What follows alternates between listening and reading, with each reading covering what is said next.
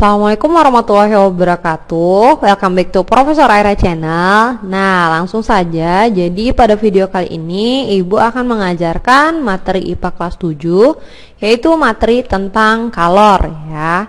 Nah, jadi buat teman-teman, adik-adik, anak-anak semuanya yang belum subscribe, jangan lupa ya untuk like, share, komen, dan subscribe video ini ya. Terima kasih. Nah, sebelum kita mempelajari tentang kalor, jadi ada yang tahu apa itu kalor? Belum tahu ya? Nah, jadi kita langsung aja masuk ke kalor. Kalor ialah energi yang berpindah akibat adanya perbedaan suhu. Jadi ketika suatu benda itu mengalami perubahan suhu, contoh dipanaskan atau didinginkan, nah, jadi dia akan ada sejumlah energi yang berpindah. Perubahan energi itulah yang disebut dengan kalor ya. Dan perpindahan energi ini terjadi dari benda yang suhunya tinggi atau panas ke yang suhunya lebih rendah atau dingin ya. Nah, pengaruh kalor. Nah, jadi kalor ini dapat mempengaruhi suatu benda. Jadi kalor ini apabila kita umpamakan itu sama halnya dengan panas ya. Jadi ketika suatu benda dipanaskan, dapat kita lihat nih di sini bendanya dipanaskan, itu sama saja artinya dengan benda tersebut menerima kalor atau menerima panas ya. Jadi contohnya yaitu ialah es yang mencair. Nah, dan ketika suatu benda tersebut dipanaskan, otomatis suhunya akan naik ya atau menjadi lebih panas. Selanjutnya, ketika benda didinginkan, maka benda tersebut akan melepaskan kalor atau melepaskan panasnya. Contohnya yaitu ketika air didinginkan, maka air tersebut akan berubah menjadi es.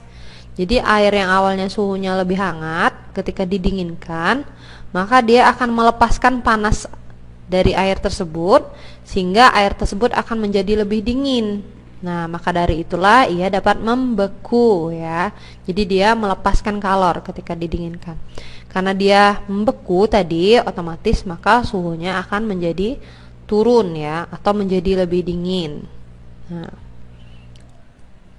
pengaruh kalor. Jadi dari penjelasan tadi, kalor ini dapat mengubah wujud dari suatu zat atau suatu benda. Contohnya kita lihat di sini. Ketika ada air, dia menerima kalor atau menerima panas, atau contohnya air yang dipanaskan, maka otomatis air tersebut akan mendidih, lama-kelamaan akan menguap ya. Jadi akan terjadi perubahan wujud zat dari yang awalnya cair akan berubah menjadi uap ya. Atau sebaliknya, ketika air ini tadi melepaskan kalor atau dia mendinginkan ya, melepasnya artinya dia melepaskan panasnya, otomatis dia akan menjadi dingin.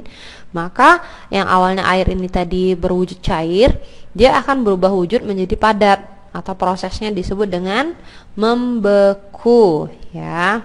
Nah, jadi kalor ini tadi dapat merubah wujud suatu zat ya. Anak-anak semuanya sampai sini paham ya? Nah, kita lanjut.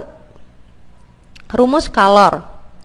Jadi kalor yang diserap atau dikeluarkan dari suatu benda itu tadi dapat kita hitung berapa besarnya dan dirumuskan dengan rumus ini, yaitu Q sama dengan M kali C dikali delta T, atau Q yaitu kalor yang dicari berapa besarnya dalam satuan joule, sama dengan massa, M sama dengan massa benda dalam satuan kilo ya anak-anak. Jadi apabila di soal kalian diberikan satuannya itu gram atau lain sebagainya, jadi harus kalian ubah dulu satuannya ke dalam kilogram ya. Kemudian C sama dengan kalor jenis, biasanya telah disebutkan di soal. Jadi kalor jenis dari tiap-tiap zat itu berbeda, contoh air dengan minyak dan lain sebagainya. Dan delta T yaitu perubahan suhu. Jadi suhu awalnya berapa, suhu akhirnya berapa. Berapa berubahnya, itulah yang dimaksud dengan delta T ya, perubahan. Contoh soal.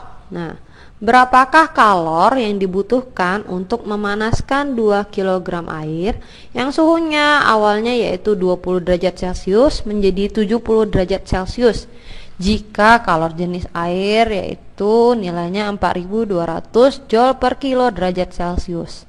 Jadi di sini kita tulis diketahui ya, Nah, diketahui berapa nih? Berapakah kalori yang dibutuhkan untuk memanaskan 2 kg air? Berarti M, massa ya, sama dengan 2 kilo. Kemudian yang suhu awalnya 20 derajat Celcius berubah menjadi 70 derajat Celcius. Berarti delta T-nya berapa? Dari 20 ke 70 berarti dia naik 50 derajat Celcius ya, anak-anak. Jika kalor jenis air 4200 Joule per kilo derajat Celcius, berarti ini nilai C-nya. C sama dengan 4200 Joule per kilogram derajat Celcius. Nah, kita jawab, ditanya sama dengan Q.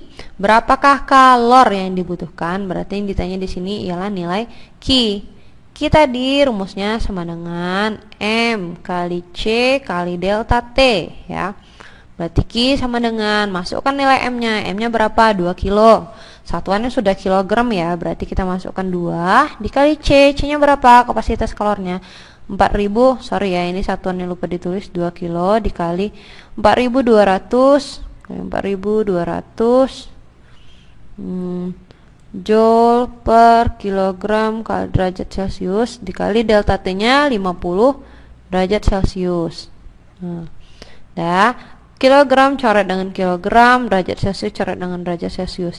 Sisanya yaitu 2 dikali 4200 berarti sama dengan 8400 ya, dikali 50 Joule.